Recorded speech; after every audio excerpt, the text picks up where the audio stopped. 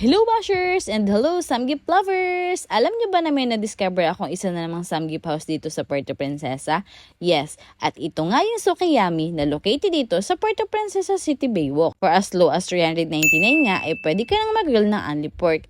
Plus, meron pang regular side dish like kimchi, teriyaki mushroom, sweet potato at marami pang iba. Kung gusto mo naman ng only pork, only beef at chicken, at mas maraming side dish ay 549 pesos nga ito per head. 649 naman kung gusto mo pa talagang mag-add na unlimited seafood. May super loaded hotpot rin sila.